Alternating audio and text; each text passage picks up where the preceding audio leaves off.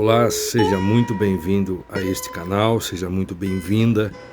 Nós estamos lendo nesse momento Neemias. Se você quiser acompanhar, convido você a se inscrever se não for inscrito.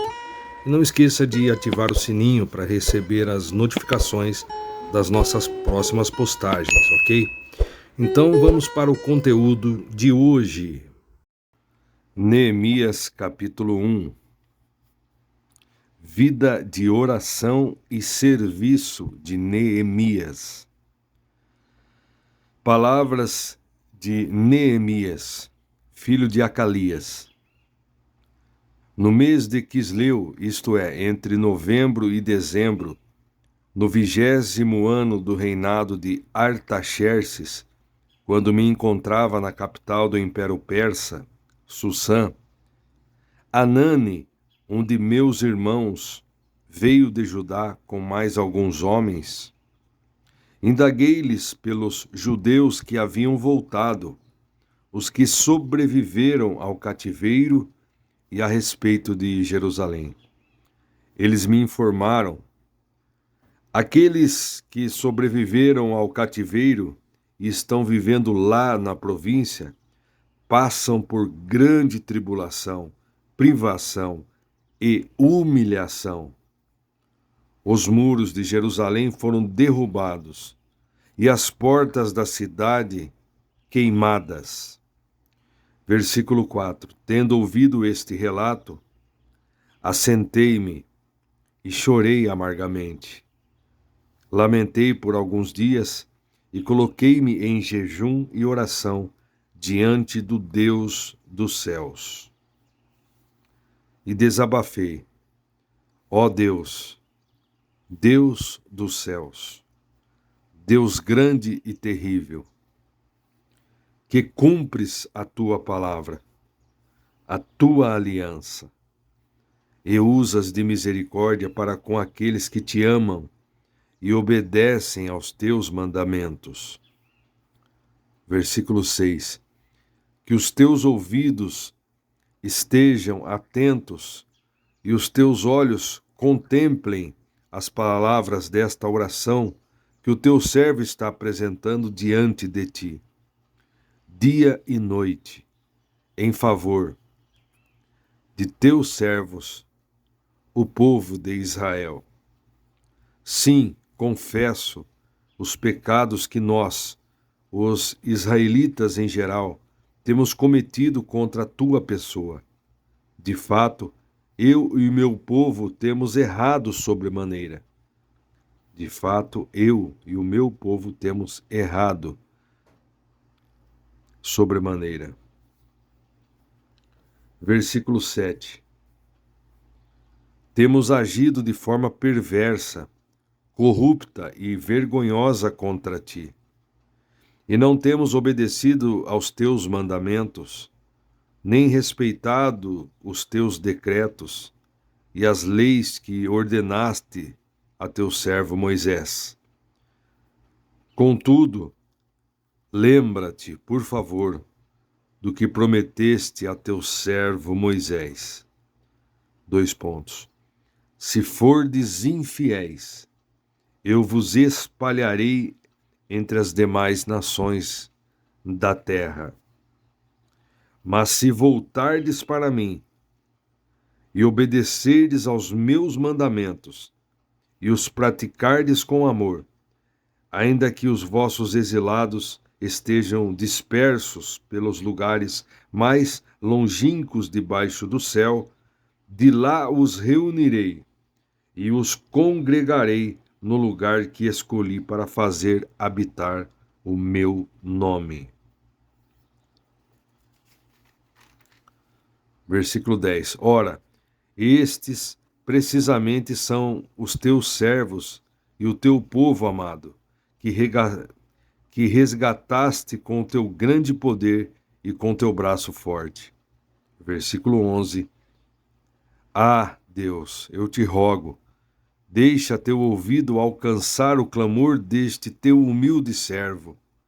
Atende à oração dos teus servos, cujo prazer está em amar com respeito o teu nome. Faz com que o teu servo encontre compaixão nos olhos do homem a quem levarei meu pleito.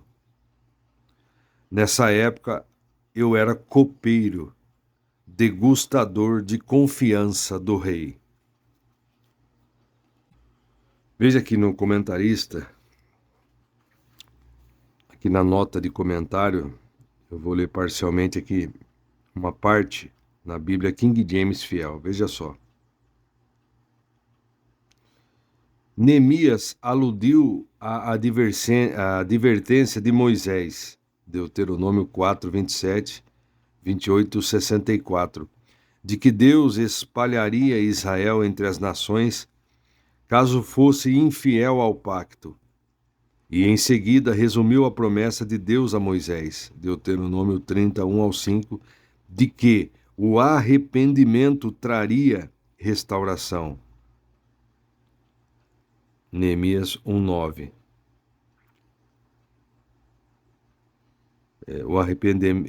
O arrependimento é descrito como converterdes a mim, fazendo uso do principal termo do Antigo Testamento para arrependimento, que denota voltar-se do pecado para Deus. Assim como Moisés intercedeu por seu povo em pecado, lembrando Deus de que Israel era seu povo, que ele havia tirado do Egito, Neemias também lembrou Deus de que eles eram seus servos e seu povo, que ele redimirá.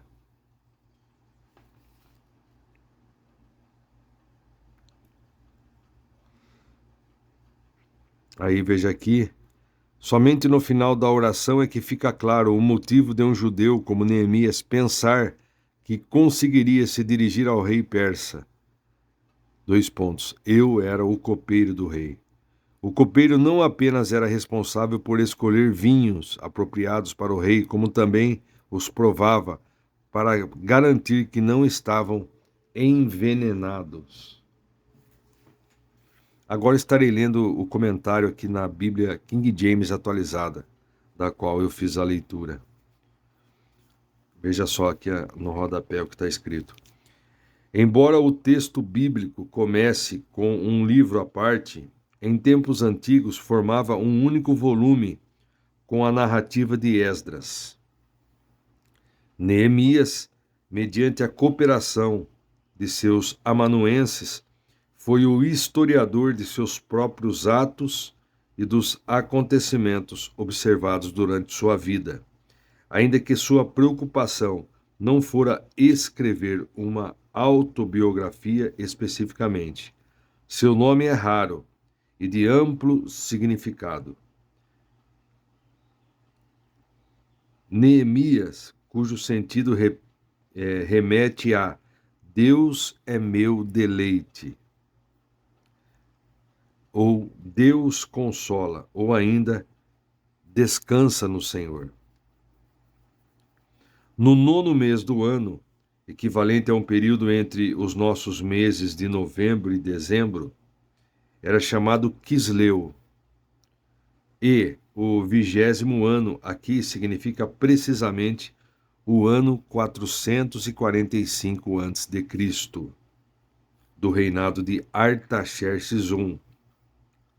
Longimanos, 464 a 423 a.C. Sussã foi uma das 3 capitais do Império Persa. Anani, irmão de Neemias, é uma abreviação de Ananias, que significa Deus é misericordioso.